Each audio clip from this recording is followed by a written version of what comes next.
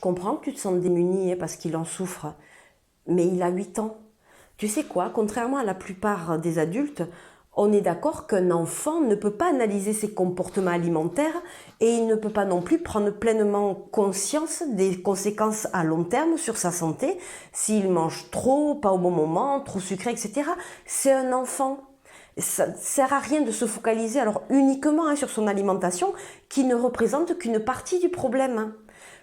Mettre un enfant au régime, aujourd'hui, ça peut avoir des conséquences irréversibles sur sa croissance, son développement, et ça va même ajouter une souffrance de manger différemment des autres.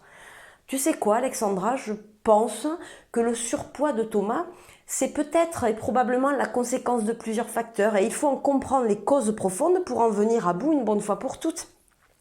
Tu sais, ça, la prise en charge du surpoids d'un enfant, ça passe par une réflexion globale sur le mode de vie familial, son contexte, son environnement, et aussi sur l'importance de la transmission familiale via l'épigénétique. Je peux te poser une question.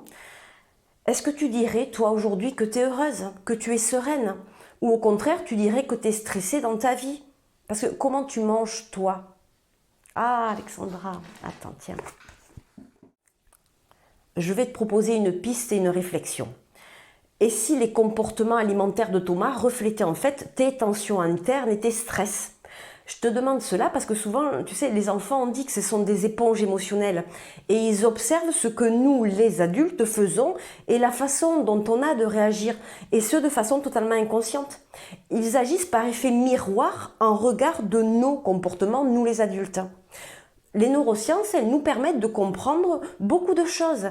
Et il est fort possible que le cerveau de Thomas a une vision d'un monde anxiogène, d'un environnement stressant. Et la nourriture, pour lui, c'est un régulateur émotionnel. Et au lieu de la supprimer, peut-être qu'il serait bon de comprendre à quoi elle sert. Donc je te propose, Alexandra, de te coacher toi pour ensuite transmettre à ton enfant l'envie de se respecter, d'écouter son corps petit à petit, mais surtout dans un cadre où il va se sentir en sécurité avec une maman beaucoup plus apaisée.